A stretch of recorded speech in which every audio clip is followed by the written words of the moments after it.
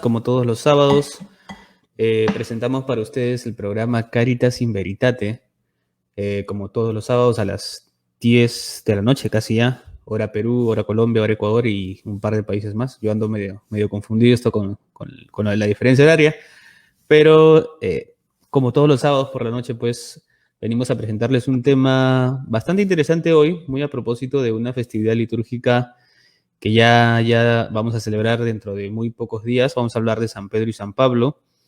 Y bueno, hoy nos acompaña el padre Yair. Padre, ¿qué tal? ¿Cómo está? Bien, ¿Listo para bien, el tema? contento.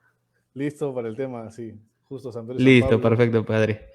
Sí. Vamos a hablar hoy día de San Pedro y San Pablo. ¿Qué podemos decir acerca de estos dos grandes santos para la Iglesia Católica? ¿Cuál es la importancia que tienen ellos para nuestra Iglesia? Son los pilares de la iglesia, primero, ¿no? Ujú. Se me viene a la cabeza cuando los hijos de Zebedeo le piden a su madre, la madre de los hijos de Zebedeo le pide a Jesús que uno se sienta a la derecha y otro a la izquierda, ¿no? Los Y Jesús primeros dice, eso puestos, claro. los primeros puestos, eso a mí no me compete, ¿no? Eso le compete al Ujú. Padre. Y es necesario tener en cuenta esta parte del Evangelio porque estos dos, o sea, no los hijos de Zebedeo, pero ¿a quiénes escogió el Padre para que, bueno, prácticamente todos los apóstoles vivieron el martirio, casi todos, Ujú. pero estos dos vivieron el cáliz del Señor, tanto San Pedro y San Pablo. Algunos dicen no porque, bueno, San Pablo no conoció a Jesús, claro, antes de su pasión, Ujú. pero prácticamente los dos vivieron y están muy unidos entre sí. La tradición apostólica, la Sagrada Escritura, habla de que, claro, prácticamente los dos en algún momento han vivido juntos a través de la Sagrada Escritura, lo dice. Y son considerados, claro, lógicamente amigos del Señor. Son fundamento, ellos dicen, de la fe cristiana, son columnas de la iglesia. Benedicto XVI dice que la tradición cristiana siempre ha considerado inseparables a San Pedro y San Pablo, porque representan el Evangelio. Es, y hay símbolos, ellos son símbolos, hay símbolos al respecto. Son símbolos de la nueva creación, porque anuncian el Evangelio, anuncian la gracia, anuncian la salvación. Pedro, que es la roca, porque confiesa la fe. Y eso lo podemos ver en el capítulo 16 del Evangelio de Mateo. A Pedro se le dan las llaves del reino de los cielos. La función de atar y desatar, que ya más adelante lo vamos a tratar, ¿no? Las llaves Ujú. que permiten atar y desatar. Son las llaves que hacen posible una decisión doctrinal, pero no solo para los cristianos de ese tiempo, porque la salvación no solo se queda para lo que recibieron los apóstoles, sino también para sus sucesores de los apóstoles, que son los obispos. Eso está en la Sagrada Escritura. Nadie lo puede negar, ningún protestante, ningún sacerdote, ningún obispo. Está la sucesión apostólica viene por los obispos. La palabra episcopos, que es una palabra griega, ¿no? Episcopo, obispo, el que observa, y sus colaboradores, los obispos, pero principalmente los sucesores de los apóstoles son los obispos. Ellos son los que se les confiere la potestad de excomulgar, de readmitir, porque eso ya se vivía en los tiempos de los apóstoles, en la Sagrada Escritura. ¿No? Incluso había cismas en ese tiempo, ¿no? Que luego eso lo comenta San Pablo. Porque sobre todo son las llaves que se le dan la función de atar nudos y desatar. A quienes les perdonan los pecados les quedan perdonados. A quienes se los retengan les quedan retenidos. O sea, es muy importante. Estos dos apóstoles están muy unidos entre sí. Ahora, en el oficio de lectura también habla cosas al respecto.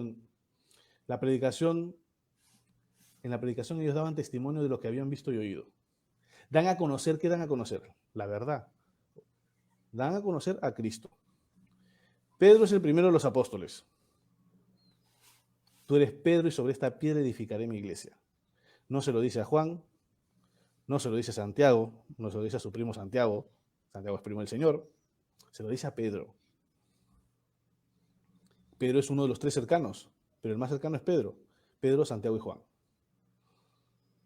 Pedro viene de piedra, ¿no? Pero que se llama Simón. piedra, roca. Sobre esta piedra edificaré mi iglesia. No solo es el primero de los apóstoles, sino es el que está al frente de los apóstoles. Este tema también lo hemos tocado en algún momento Ujú. cuando hablamos de la infalibilidad del Papa. Jesús antes de la pasión llama a sus discípulos. Pedro, que representa la totalidad de la iglesia, representa todas las partes porque se le dan las llaves del reino de los cielos. ¿Porque se le dan las llaves de qué? ¿De muchas iglesias? No, de la única iglesia de Cristo. Y eso es lo que nosotros celebramos. Estamos celebrando el martirio de estos dos santos que son los dos pilares de la iglesia. Han dado la vida, han derramado su sangre y desde los primeros siglos, desde su muerte, la iglesia celebraba la Santa Misa, la Eucaristía, sobre la tumba de los mártires, principalmente San Pedro y San Pablo. Y no es curioso, porque es de Dios, que estos dos hayan muerto en Roma. Reciban el Espíritu Santo. A quienes les perdonen los pecados les quedan perdonados, a quienes se lo retengan los quedan retenidos. Así como Pedro le niega 3 veces, aunque en la negación de Pedro se ve la debilidad humana, eso no quita que Jesús le haya dado el primado o se lo haya quitado. Porque después Jesús le dice a paciente 3 veces, Simón, hijo de Juan, ¿me amas? Le dice luego, Simón, hijo de Juan, ¿me quieres? Sí, Señor, tú sabes que te quiero, las 2 veces. Sí, Señor, tú sabes que te quiero. A la tercera vez, Simón, hijo de Juan, ¿me amas? Señor, tú lo sabes todo. Es decir, le está diciendo en pocas palabras, tú sabes que soy un pescador, tú sabes de dónde he salido, tú sabes que te he negado 3 veces, tú sabes que soy un pecador, tú lo sabes todo, tú sabes que te quiero, tú sabes que te quiero. Entonces Jesús le dice, apacienta mis ovejas, apacienta mis corderos. Jesús tiene en cuenta, sabe la debilidad del hombre para llamarlo, a pesar de la llamada, pero aún así confirma, apacienta mis ovejas. Jesús se dirige a la piedra, con preferencia a los demás apóstoles, porque Él es el primero entre todos, es la cabeza de los apóstoles. En un solo día celebramos a estos 2 apóstoles. Ambos en realidad son una sola cosa, aunque fueran martirizados en días diversos, son una sola cosa, los 2 apóstoles. Y sabemos que Pedro estaba en los evangelios, se habla de que Pedro estaba en Cafarnaúm, vivía en casa de su suegra. San Clemente de Alejandría en Estrómata dice que incluso que tenía un hijo. También Eusebio en Historia Eclesiástica, San Eusebio Cesarea en Historia Eclesiástica dice que su esposa sufrió el martirio. Claro, esto no está en la Sagrada Escritura, lógicamente. Se encuentra con Jesús, ¿no? En su vida se encuentra con Jesús. ¿Y por qué? Porque su hermano Andrés, era seguidor de Juan el Bautista. Y Andrés le dice a su hermano Pedro, hemos visto al Mesías. Y lo llevó hasta él. ¿Y Jesús qué le dice? Jesús le dice, tú eres Simón, hijo de Juan. En otra parte dice Jonás, pero es Juan, ¿no? Simón, hijo de Jonás, pero la traducción a veces varía. Pero en sí son hijos de Juan. Tú eres Simón, hijo de Juan, desde hoy te llamarás Cefas, piedra. Este es un hecho muy importante, porque le cambia el nombre, le pone como roca, como cabeza. Y nosotros como católicos estamos llamados no solo a respetar el primado apostólico, sino a vivirlo. O sea, si nosotros no estamos unidos a Pedro y a sus sucesores, estamos fuera de la comunión con la iglesia. Y estos problemas se han vivido a través de los años, con herejías, con cismas, y la iglesia lo ha sufrido, ¿no? Desde los tiempos de los de los apóstoles, está en la Sagrada Escritura, Pablo lo dice, y en el tiempo de los padres de la iglesia, y el más conocido ha sido el Cisma de Oriente, ¿no? Ahora, Pablo, conocido como el apóstol de los gentiles, lógicamente Pablo no conoció a Jesús. No conoció a Jesús en su vida, no conoció a Jesús antes de su pasión, muerte y resurrección, sino después. Él nació en Tarso, fue formado por Gamaliel, Rabino Gamaliel. Regresó a Jerusalén pocos días después de la pasión de Jesús. Prácticamente un fariseo muy activo. Él, siendo considerado por la tradición de la iglesia como el más grande de los apóstoles, fue un asesino. Perseguía a cristianos. Aprobó la muerte del diácono Esteban. Eso lo podemos ver en el capítulo 8 de los Hechos de los Apóstoles. O sea, una persona que aprobó la muerte de un seguidor de Cristo, de un diácono. Diácono, escuchen bien. Y recibe el encargo, él, de apresar a cristianos en Damasco.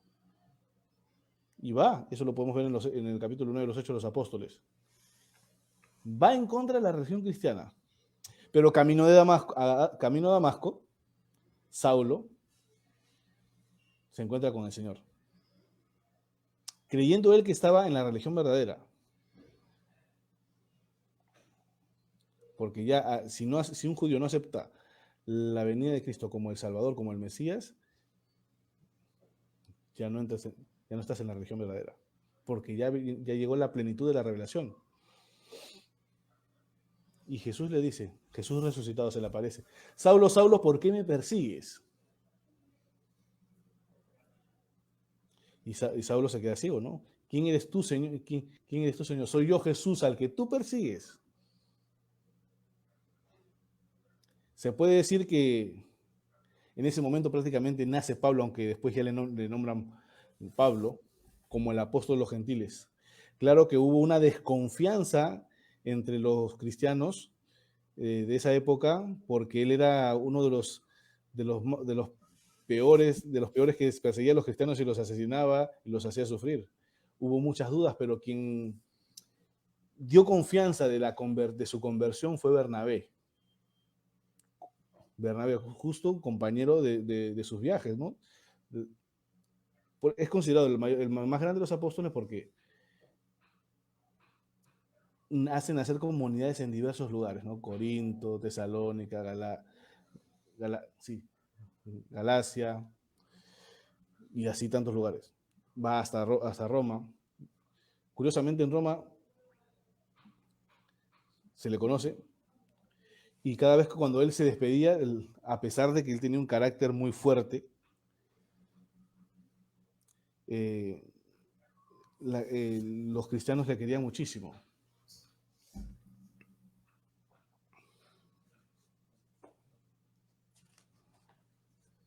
Ahora, los cuerpos de estos dos apóstoles,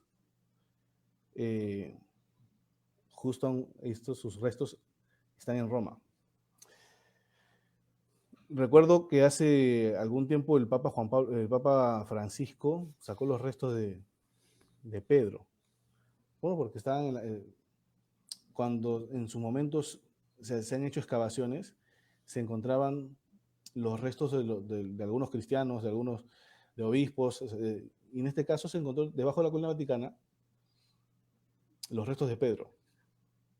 O sea, ahora la pregunta es, ¿por qué si Jesús murió en Jerusalén, la iglesia prácticamente nace en Jerusalén, por qué el primado de la iglesia está en Roma? Porque los pilares de la iglesia murieron en Roma.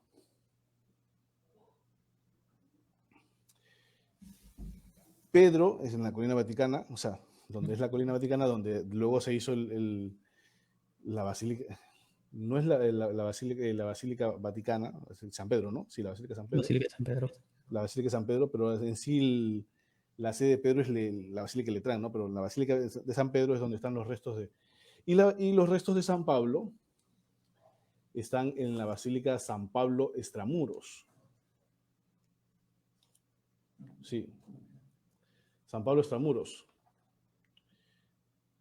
que se venera, que están ahí, está debajo del altar y está con una placa de vidrio en la cual se puede contemplar los restos los restos de San Pablo. Ahora, pero ¿cómo se llega? Es un dato importante, ¿cómo se llega a conocer este hallazgo? Porque de Pedro se tenía muy claro, pero de Pablo no se conocía mucho. La tumba de Pablo, tras su muerte, el cuerpo fue recogido por Santa Lucina, discípula de los apóstoles, y ella lo entierra en su propiedad, en Vía Ostiense, perdón, lugar donde normalmente se enterraban, en su propiedad de esta santa, se enterraban a los mártires. Sobre la tumba de Pablo, Constantino hizo construir una basílica consagrada en el año 324 y la colocó, en una caja de cobre debajo del altar mayor, y el templo luego fue ampliado por Teodosio y luego se hizo una basílica con 5 naves, etc., ¿no? Ya en el año 1823, un incendio destruye la basílica, que fue luego reconstruida de la manera arquitectónica muy parecida al original, y donde todavía permanece una placa de mármol que data del siglo IV, siglo V, en la cual dice la inscripción, dice Pablo Apóstol, apóstol mártir. Ya en el 2006 se hacen excavaciones sobre esta basílica y se encuentra el sarcófago de mármol, considerando allí los restos que son los restos realmente de Pablo.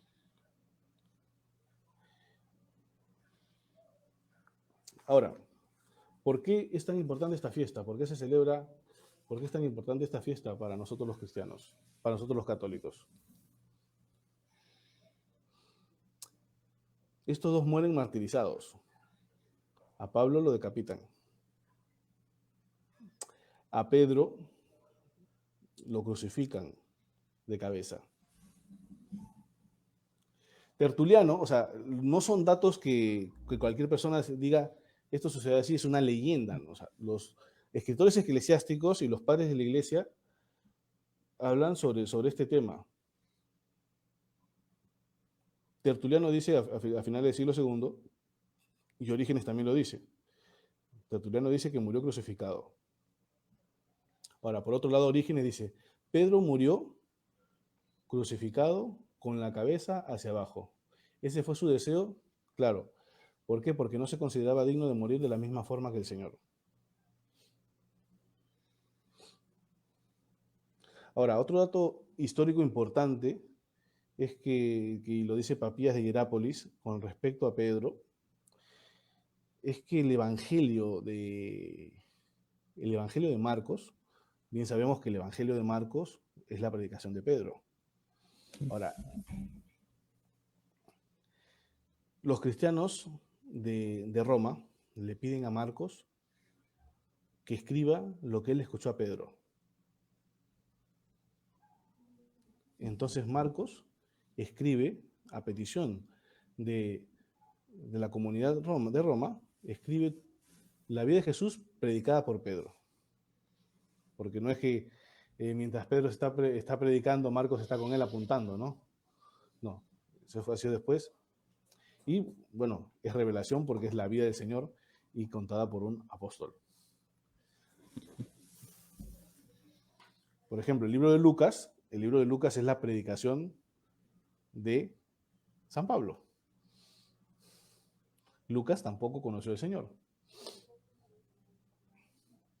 Ahora, es importante para nosotros, como cristianos, estar unidos a Roma, estar unidos a Cristo, defender la fe cristiana. Es por eso que nosotros celebramos este día 29, la solemnidad de San Pedro y San Pablo. Es un día de precepto. En muchos países, al menos en nuestro país, es feriado, ¿no?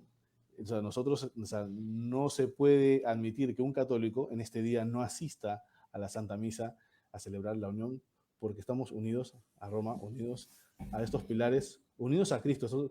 Y Pedro, todos los sucesores de Pedro son la cabeza visible de la iglesia.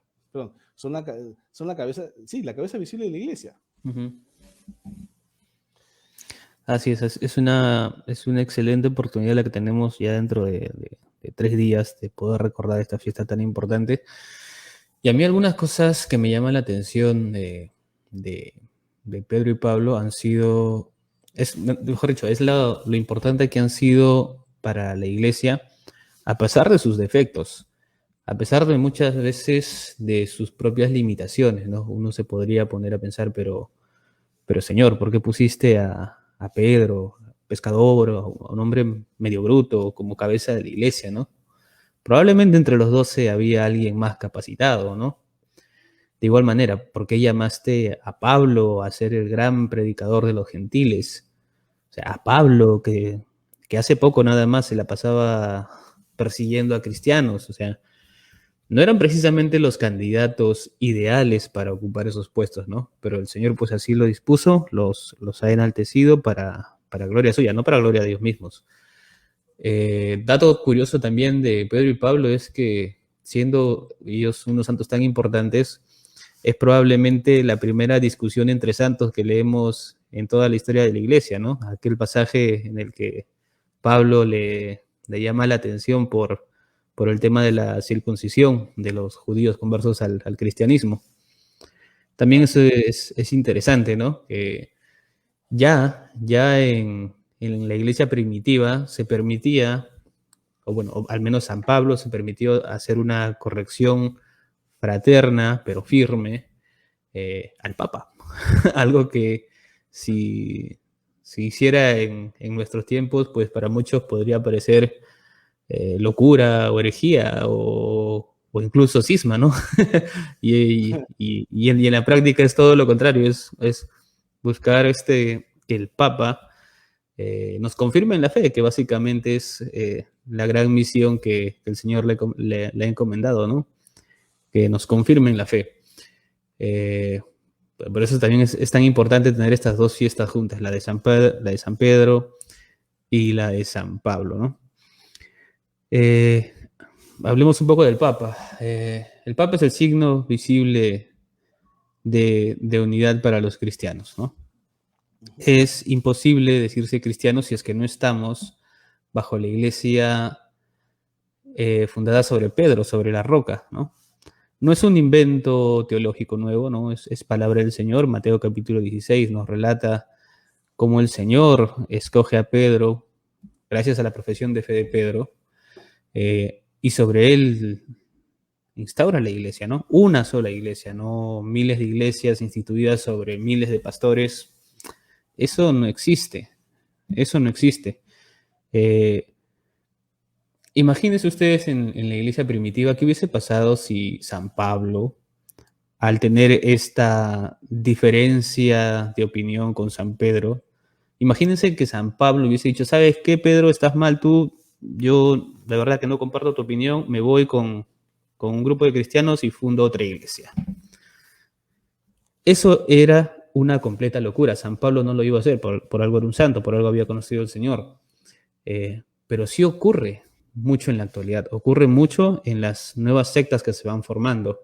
Y yo iría más allá, o ocurre incluso dentro de la misma iglesia, cuando laicos, sacerdotes o incluso obispos se apartan de Pedro enseñando una doctrina extraña a la que Pedro está encargado de custodiar, ¿no? Aquella doctrina que ha sido recibida por el Señor. Y nosotros, como católicos fieles que queremos ser, debemos estar atentos, ¿no? ¿Quiénes son los pastores que nos están predicando la doctrina correcta? ¿Quiénes son los pastores que se están apartando del magisterio de Pedro? Claro, los obispos son sucesores de los apóstoles. Y como sucesores de los apóstoles tienen una diócesis confiada, porque Dios los ha escogido, son parte de la jerarquía de la iglesia, son sucesores de los apóstoles, están Ujú. llamados también a transmitir la fe a santificar a su pueblo, y así ejercer las funciones como obispos, y también, claro, son sacerdotes, son obispos, la función de santificar, enseñar y gobernar.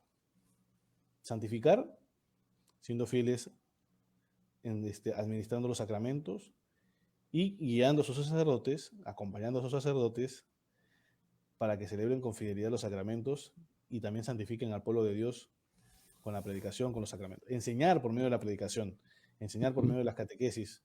Y hoy por hoy hay muchísimas maneras como enseñar. Hay muchos obispos que ahora, por ejemplo, en este tiempo, a través de las redes, han estado enseñando muy bien, ejerciendo su función de enseñar. Sí, sí, sí. Sí, y gobernando, ¿no? Porque se enseña gobernando, se enseña escribiendo, ¿no? No decir aquí yo soy el obispo y se hace lo que yo digo. Uh-huh. Simplemente tiene que seguir lo que dice la tradición de la iglesia, lo que dice el magisterio, lo que dice la Sagrada Escritura, y siendo fiel. Ahora, es cierto que como bien dices, ha habido obispos, algunos han sido suspendidos, otros han sido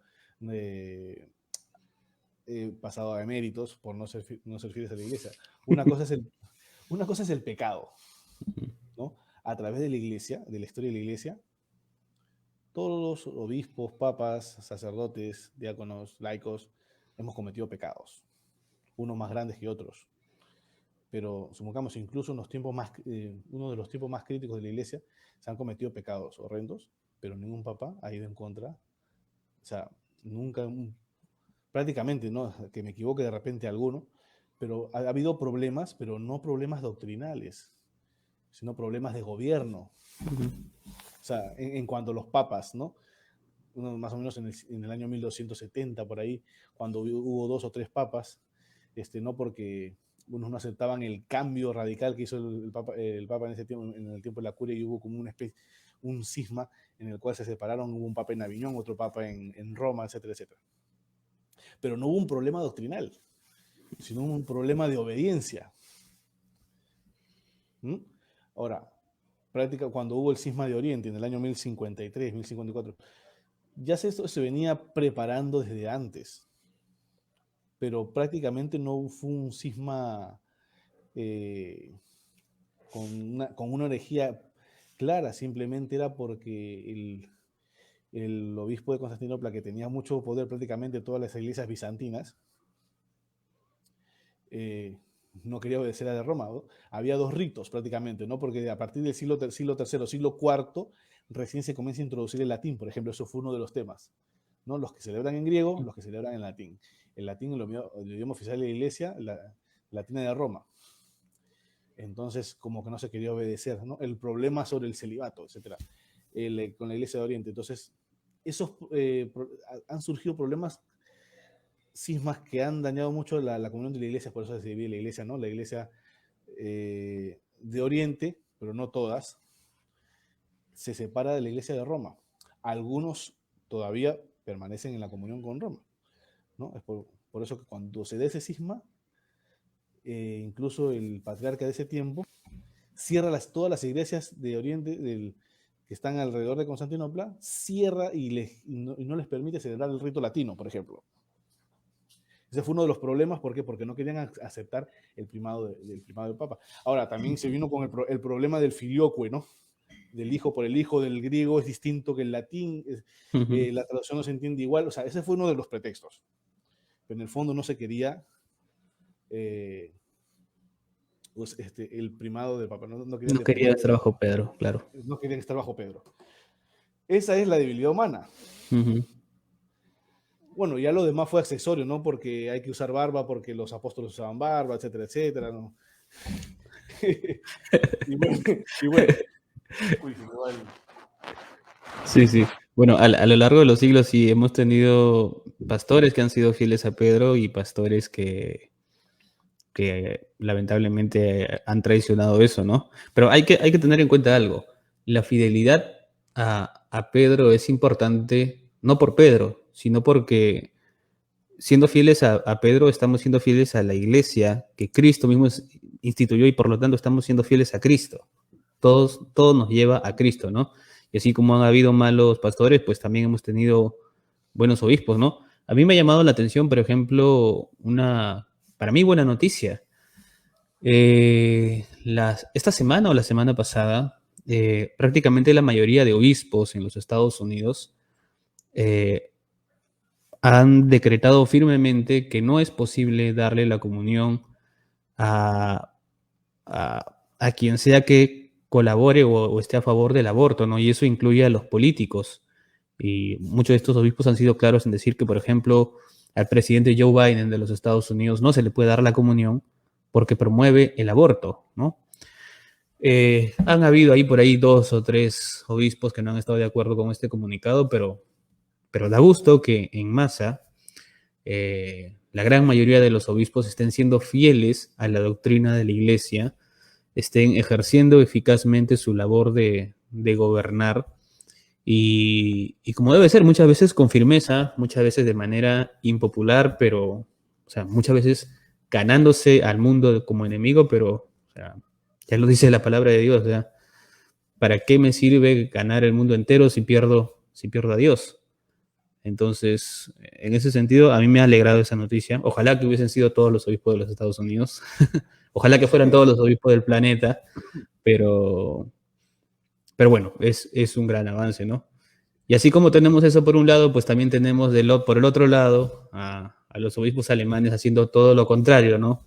Con su camino sinodal promoviendo una agenda que lamentablemente es una directa traición a la doctrina, a la iglesia, a Cristo, y que por lo tanto los pone seriamente en una situación prácticamente de cisma. Sí, es una situación muy delicada la que se está viviendo en la iglesia.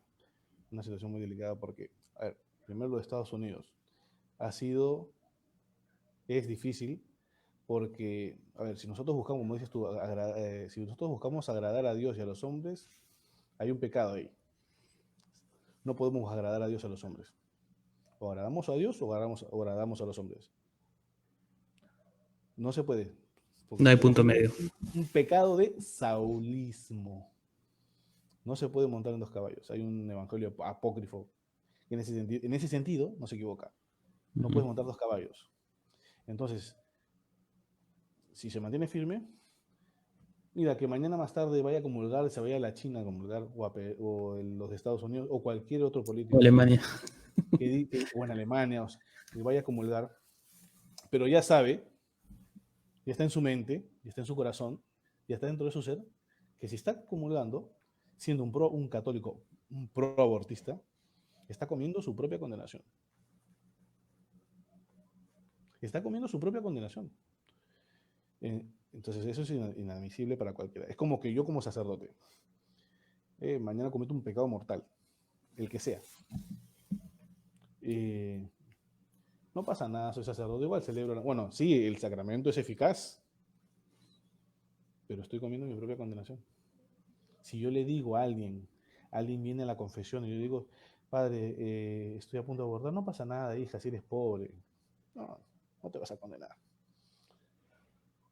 La estoy condenando como sacerdote, la estoy condenando diciéndole una mentira en contra de la tradición, en contra del magisterio, en contra de la Sagrada Escritura, en contra de Cristo, y me estoy condenando a mí mismo. Ahora, por otro lado, los obispos alemanes. Wow, sí, yo cuando he leído, primero, a mí lo primero que me desencajó fue el querer ordenar diaconisas, el querer ordenar sacerdotisas.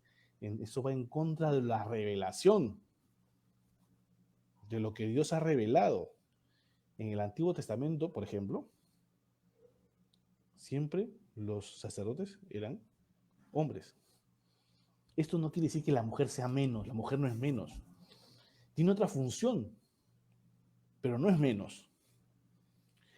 En la Sagrada Escritura Jesucristo instituyó a los 12, eran varones. En la Sagrada Escritura veremos los Hechos de los Apóstoles, la carta a Tito, la carta a Timoteo, obispos, sacerdotes, varones. Ahora por ahí algunos dicen, no, sí, que en la tradición, en algún momento en la iglesia ordenaron diaconisas, pero no ejercían ningún ministerio, ninguna función específica. Por ejemplo, lo único que podían, en algún momento se dio, pero no es que sea algo que tenía que hacerse. Era cuando, claro, los bautismos antiguamente no eran como hoy. ¿No? Existen dos formas de bautismo, ¿no? El bautismo por inmersión y el bautismo por intuición. Entonces nosotros se ha hecho común el bautismo por intuición, que no son, no es, uno no es mejor que el otro, sino son parte de la tradición de la iglesia. Entonces se practicaba mucho en los primeros siglos de la iglesia, no era común bautizar en los primeros siglos de la iglesia en el río, como en el Rímac, ¿entiendes? No, sino es que escondidos en tiempos de persecución eran en las casas, no había libertad. Entonces era bautismo por inmersión. O también en los primeros siglos, cuando eran perseguidos en la Domus Ecclesiae, en las mismas casas de los cristianos. Y habían como una especie de escalones, 3 escalones o 7 escalones, representando, qué sé yo, el Espíritu Santo, ¿no? Ahora, era bautismo por inmersión. Entonces el sacerdote, el que se iba a bautizar entraba prácticamente desnudo. Y no se le ungía solo con el óleo o con el crisma en la cabeza, ¿no? Sino que prácticamente se le desparramaba por toda la cabeza el crisma, ¿no? Y en el pecho, ¿no? Entonces, por prudencia se permitía eso para que le hagan a algunas mujeres, pero fue en algún momento en la iglesia. No es que algo que se practicó desde el primer momento hasta cuando la iglesia se hizo la religión oficial del imperio. No, no, no. Y nunca fue el diaconado femenino de aquella época, nunca fue un paso previo al sacerdocio como lo No, es no, no, no, no. ahora. No era ese tipo de No, no. diaconado. No, no, no era ese tipo de diácono. Simplemente para esa función específica. Porque no había otra función. Porque bien sabemos, y en la Sagrada Escritura nos dice, ahí existen unos hostiarios, unos la palabra, etcétera, etcétera. Cada quien tenían una función, pero siempre eran varones. Las mujeres se dedicaban, tenían otra función, que no significa que sea menos. Uh-huh. Eso no significa que sean machistas. Hay que tener en cuenta que la revelación viene un pueblo semita, viene un pueblo oriental, vienen a los judíos, son judíos, Jesús es judío, los apóstoles son judíos. Esa es la mentalidad. Claro, a Uh-huh. nosotros nos cuesta hoy porque nosotros no somos orientales, somos occidentales. Sí. Pero Y a propósito, valdría decir que muchos, o sea, yo he escuchado cada barbaridad para tratar de justificar el sacerdocio femenino, que algunos llegan a decir incluso, no, lo que pasa es que Jesús estaba influenciado por la cultura de su tiempo y por eso tenía solamente a hombres como sacerdotes y obispos. O sea, tú te imaginas a Dios, al Señor de todos los tiempos, influenciado por un fragmento de tiempo. No, no es que Jesús haya sido influenciado por la cultura judía, es que él siendo Dios diseñó así esa cultura, la creó así, eh, la influyó así para que, mejor dicho, preparó así a su pueblo para de allí él hacerse carne y venir a salvarnos. No es que él haya sido influenciado por su cultura, él diseñó así esa cultura para de ahí comenzar la iglesia. mira, eso que dices, claro, es cierto, porque esa mentalidad es peligrosa, porque los que dicen eso, que ha sido influenciado por la cultura, son los mismos, me da la impresión, que son los mismos los que separan el Jesús de la fe con el Jesús de la historia. Mm. No es lo mismo el Jesús de la fe que el Jesús de la historia. Es totalmente distinto, son dos Jesús distintos. No, el Jesús de la historia es el Jesús de la fe. Uh -huh. Y no lo puedes separar. Porque nada está por encima de Dios. Y Él es verdadero Dios y verdadero hombre. No ha sido influenciado.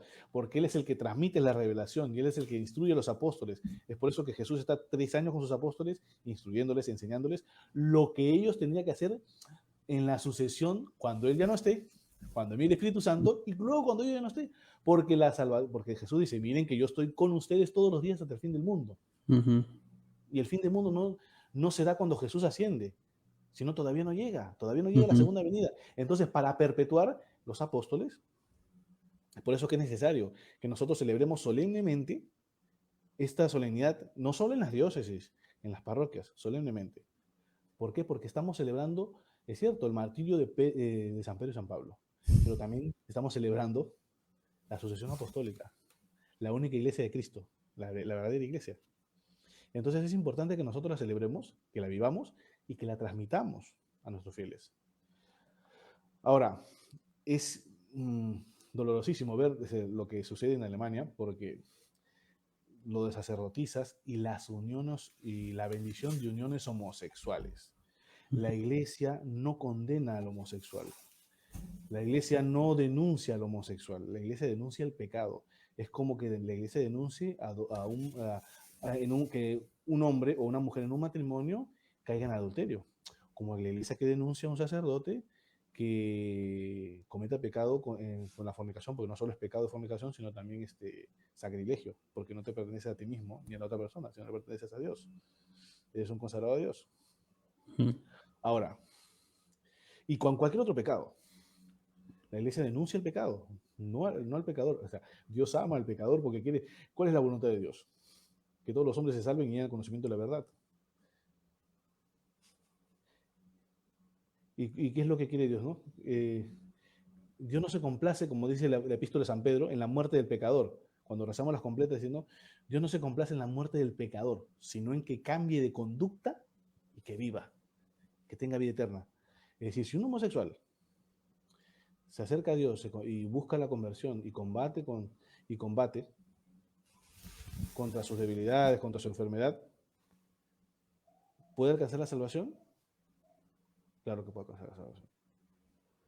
Sí que Claro, puede. es que básicamente todos tenemos alguna forma de concupiscencia, o sea, alguna forma de pecado que nos arrastra hacia algún lado, que se la mitomanía, el robo, o sea, tengo una lista de los 10 mandamientos y seguramente vas a encontrar en alguna de esas listas uno o más números con los cuales tú te sientas más débil. Es hasta cierto punto normal, es nuestra naturaleza caída la que nos hace, lo que nos lleva por ese rumbo, ¿no? Y con los homosexuales también ocurre lo mismo. El tema es que ellos puedan reconocer al Señor como cualquier otro pecador. O sea, no se les está pidiendo a los homosexuales nada que no se nos pida al resto de personas heterosexuales, ¿no? Uh, Ahora, sí, es verdad. Conversión.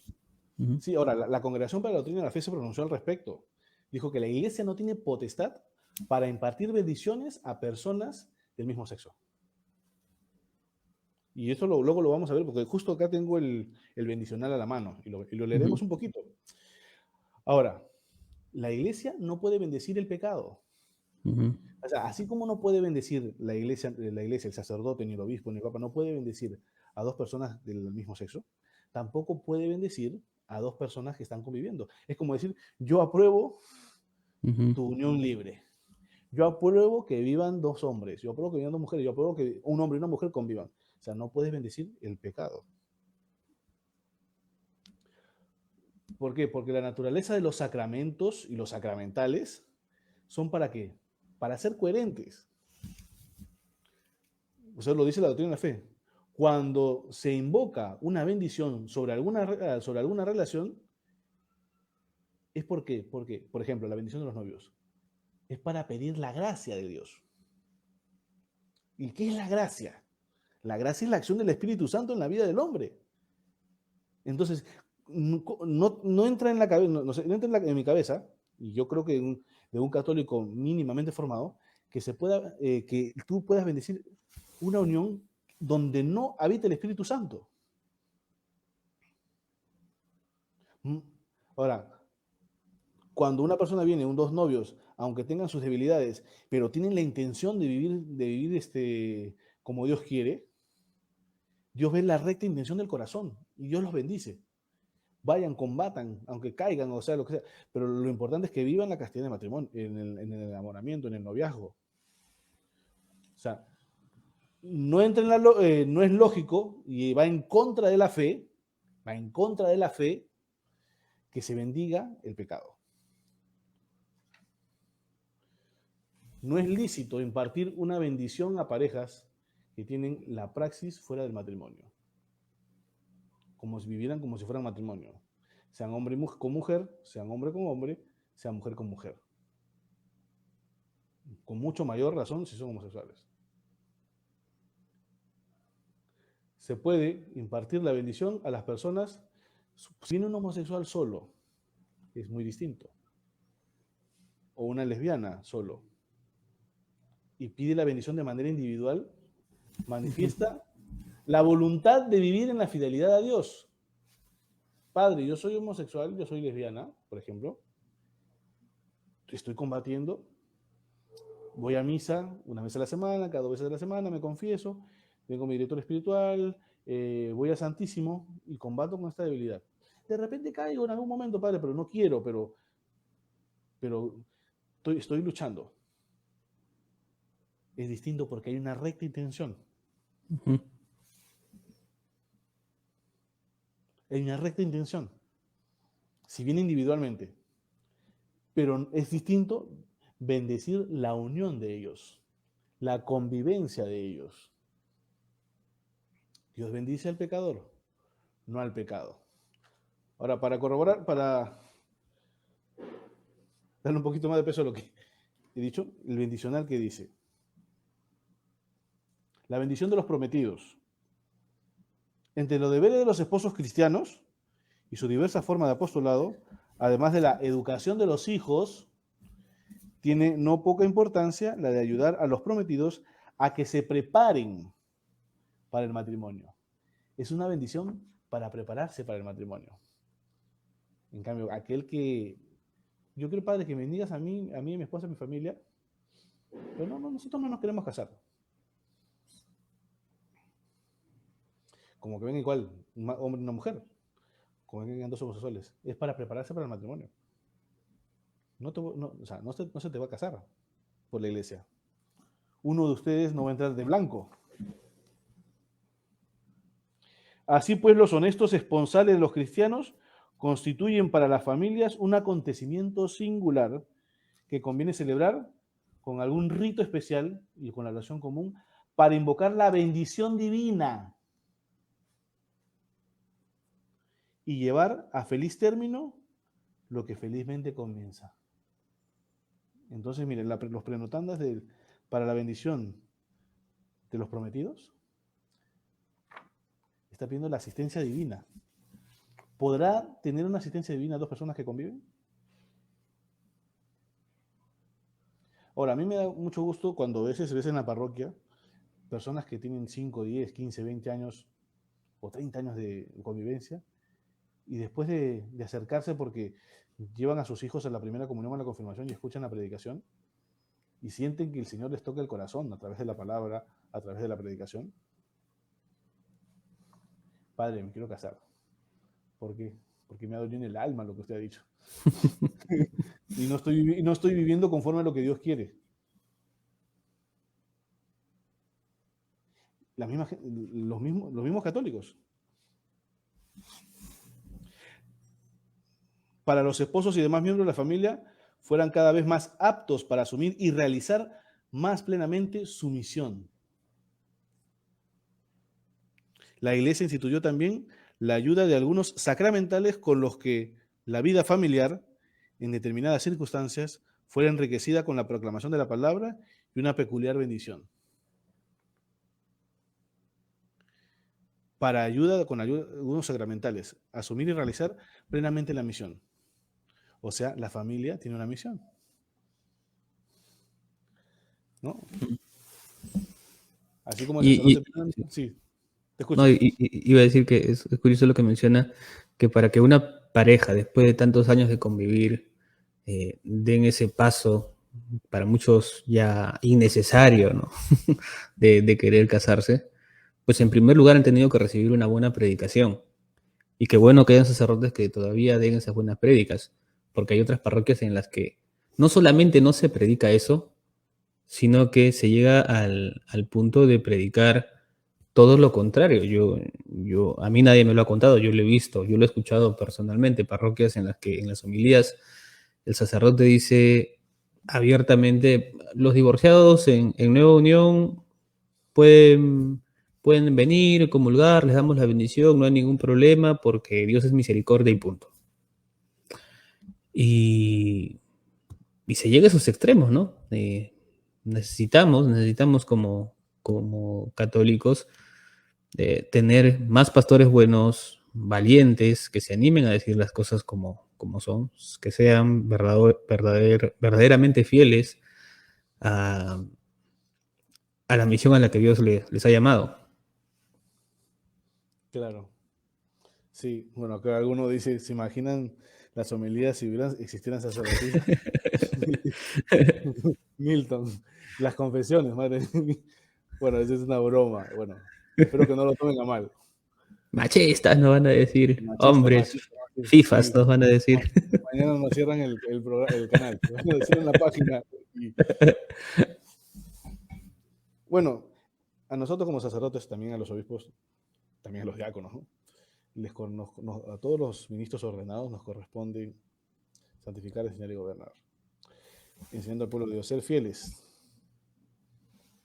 a lo que Dios nos enseña. Ahora, yo espero que en esta última reunión con la que tuvo el Santo Padre con el presidente de la Conferencia Episcopal Alemana, le haya dado a su chiquita, aunque no haya salido nada en-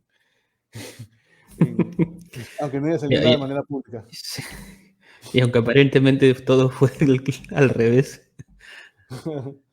Sí, aunque aparentemente todo fue al revés, esperemos que haya sido así. No, porque, o sea, así como hay fieles que les están siguiendo el jueguito a algunos obispos y sacerdotes alemanes, porque ya han bendecido, o sea, prácticamente han desafiado al Papa, o sea, diciendo, como que están diciendo, ya, excomúlgame, para yo hacer mi propia iglesia. Eh, hay fieles que están sufriendo, hay fieles que sí. Bueno, esto no es de ahora, esto no es de ahora, ¿no? Yo recuerdo cuando era seminarista y estaba en mi casa, recuerdo una vez, y prendí un canal de cable en la casa de mi mamá, y de día celebraban la misa y de noche celebraban el culto protestante en la parroquia. O sea, eso no es de ahora. En una iglesia alemana. No recuerdo qué diócesis, pero te digo, yo lo vi. En la mañana el cura estaba celebrando la misa, en la tarde, en la buena noche, el pastor estaba con todos los fieles, supongo que, espero que no sean los fieles, mínimo no sean los fieles. O sea, no tendría que suceder. Ahora, no se puede convivir con el error. Son sectas, o sea, si quieren llámenle comunidades cristianas, etcétera, etcétera. Pero no se puede convivir con el error, es como decir que es lo mismo. Es como decir también que es la iglesia de Cristo. O sea, eso no es de ahora. Eso no es de ahora, ¿no? O sea, ese es el otro problema el otro problema, ¿no? Con celebración, con protestantes, con el pastor pentecostal, o con el pastor evangélico, con el pastor luterano, que concelebre, que está con su estola, porque claro, ellos también, para parecer últimamente nosotros estamos copiándole a ellos, porque el modelo de estolas y casullas que usamos actualmente son de ellos, nosotros era distinto. Y, y al parecer están concelebrando, la comunión con los protestantes. Eso lo están practicando también en Alemania. Eso nos está pasando ese tema. Y ese tema es delicadísimo. O sea, ese es delicadísimo. ¿Cómo se le puede administrar la comunión a alguien que no cree en la presencia real de Cristo? Cuerpo, alma y divinidad. No Es se le puede curioso administrar. porque, es curioso porque cuenta una anécdota, mire, la acabo de recordar, sobre San Pío X. San Pío X fue un gran reformador de la liturgia Sí, y en su época, por ejemplo, todavía no se permitía la comunión de niños, hasta que en cierta ocasión un niño se le acercó con su madre para saber si por favor le podían dar la comunión a su niño, y San Pío X le dijo que el único requisito que él pedía para que pudiera comulgar es que supiera a quién va a recibir. El único y principal requisito que le pedía es ser consciente de que va a recibir a Jesús mismo, no un símbolo, no una alegoría, no una filosofía, lo que sea. claro, Tenía que ser claro. consciente de lo que verdaderamente estaba recibiendo. Es el principal requisito. Y lo que ahora ocurre en Alemania es que ese principal requisito, pues, no es necesario. Lo importante es la fraternidad, lo importante es que nos sentemos juntos, que sea un signo de amistad y bla, bla, bla, cualquier cosa, menos lo más importante. Y eso es muy delicado porque están atentando contra lo más sagrado que tenemos dentro de la iglesia, la presencia real de Jesús en la Eucaristía. Ahora, yo me Ninguna pregunto, sí, otra religión tiene ese privilegio que tiene la Iglesia Católica, y bueno, la Iglesia Ortodoxa por ahí, de tener verdaderamente a Jesús en su Eucaristía. Y lo estamos tirando por los suelos esa realidad. hay un problema grandísimo. Ese problema es amplio, Ujú. porque si ellos no creen, y nosotros sabiendo que ellos no creen, me hace poner en duda los que están promoviendo estas liturgias, celebrar la Santa Misa con protestantes, con pastores evangélicos, etcétera, etcétera, misa ecuménica. ¿Creerán también ellos en la presencia real de Cristo? Sí, sabiendo que ellos no creen en la presencia real de Cristo, sabiendo que ellos no creen en la transustanciación, sino para que ellos es un banquete de amigos, una cena de amigos, recordando lo que hizo Jesús. Yo me pregunto, ¿creerán en la presencia real de Cristo? Ahora, más allá de la comunión en la mano y todas esas cosas, pero bueno, estamos pasando por momentos críticos en la iglesia. Hay que rezar por la iglesia, hay que rezar por los obispos, por nosotros los sacerdotes, por los laicos. Ahora parece que los laicos tienen más celo apostólico que los sacerdotes, que nosotros los sacerdotes. Yo creo que los laicos siempre han tenido ese celo, sobre todo los laicos de fe más sencilla, y me da esa impresión. Muchas veces ocurre esto que menciona la palabra de por querer hacerse sabios se hicieron necios, y lamentablemente muchos por llenarse de teologías, de formas innovadoras de interpretar la Biblia, qué sé yo, teología de la liberación y que otras cosas más, pues terminan desfigurando su fe, terminan conformándose con cualquier cosa menos con la verdad, ¿no?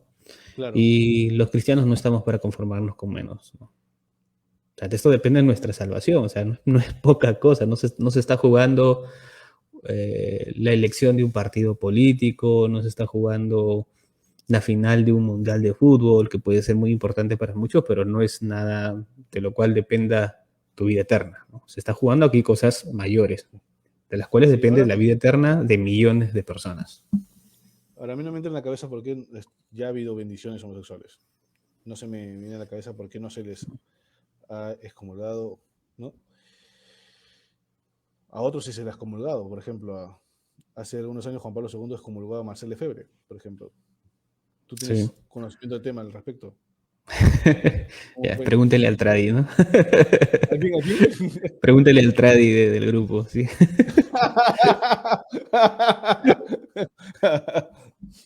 O sea, sí, o sea, la comparación es válida y por hacer esta comparación no le estamos tirando un salvavidas a Lefebvre, ni queremos reivindicar a Lefebvre, No, no, ni no, nada o por sea, el estilo, ¿no? O sea, desobedeció Lefebvre, ¿no? Lógicamente. exacto, o sea, O sea, pero no tuvo problemas doctrinales. el derecho canónico era claro que nadie puede consagrar, ningún obispo puede consagrar a otros obispos sin el permiso explícito del Papa. Claro, lógico. Y Lefebvre puede haber dicho de que yo le escribí muchas cartas al Papa y nunca me respondió todo. O sea, puede poner los pretextos que quiera, pero la práctica, San Juan Pablo II nunca le dio permiso de hacer esas consagraciones y él consagró 4 obispos sin el permiso del Papa. Esto ocurrió el 30 de junio del 88. 3 días después, bueno, al día siguiente, o sea, la excomunión ahí es inmediata, ¿no? Pero ya 3 días después, el 2 de julio del 88, el Papa emite un comunicado aclarando que sí, efectivamente, Monseñor Lefebvre y los 4 obispos que había consagrado habían quedado automáticamente excomulgados. Esa excomunión es lógica. Lo que no es lógico es que después de que los obispos alemanes hayan cometido tantas barbaridades una y otra vez, no se les haya hecho nada. Eso no tiene ninguna explicación. Mínimo un llamado de atención que, que no es difícil. O sea, actualmente en la iglesia vemos como ante ciertas situaciones que Roma, que el Vaticano considera irregulares, automáticamente mandan un visitador apostólico a que ponga orden. ocurre muchísimo y probablemente nuestros hermanos de Paraguay sepan bastante de eso con todo lo que le hicieron al pobre Monseñor Rogelio Olivieres y a toda su obra en estos últimos años, ¿no? Lo mismo se puede estar haciendo en Alemania, pero no ocurre, ¿no? Claro. Obviamente uno no está en la cabeza del Papa para saber exactamente cuál es su plan, qué es lo que está esperando. Pero lo cierto es que sí, todas las cosas que están haciendo los obispos alemanes van directamente en contra de elementos medulares de nuestra doctrina. El matrimonio, la comunión, está por ahí su modo de entender el gobierno de la iglesia, que ellos quisieran que cada conferencia episcopal haga lo que se le venga en gana en cada país. Ah, claro. Eh, Son cosas muy complejas en las que se están metiendo. Claro, sí, sí, sí, me has hecho acordar. Se me escucha bien, ¿no? Yo siento que Sí, sí sí, me se sí se le escucha. escucha, sí se le escucha. Me has hecho acordar que uno de los problemas de de la grandiosa sinodalidad, Ujú. es que los futuros candidatos al episcopado sean escogidos por el pueblo santo de Dios, es decir, por los bautizados.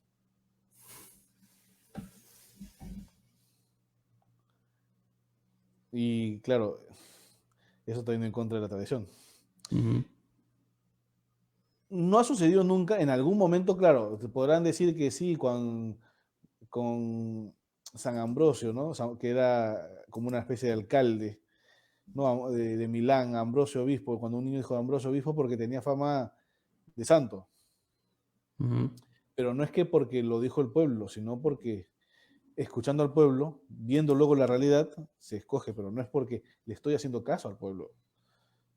Ahora, claro, ya con esto de la nueva teología y está impregnada sobre todo en Alemania, claro, uno de los cometidos es romper con la jerarquía, sino hacer toda la vida eclesial de manera horizontal.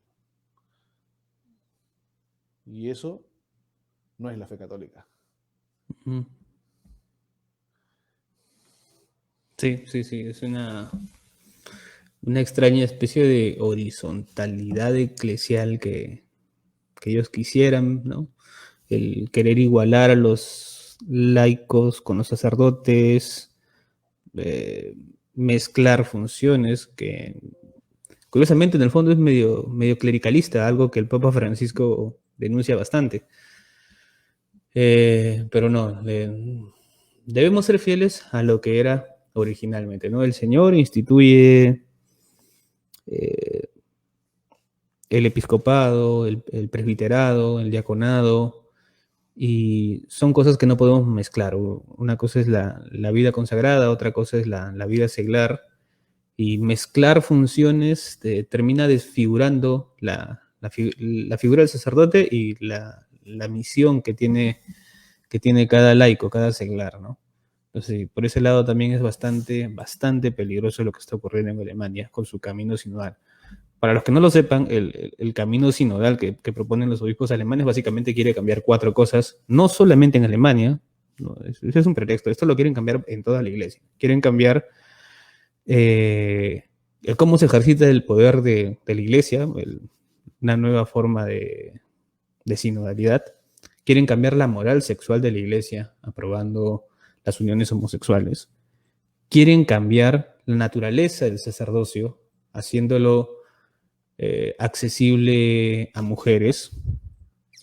Y quieren cambiar también el papel de las mujeres en la iglesia, ¿no? Dándoles, entre comillas, más poder, pero lo que en el fondo es mezclar, como decimos por acá, peras con manzanas, mezclar papas, yuca y camote y terminar desfigurando todo, ¿no?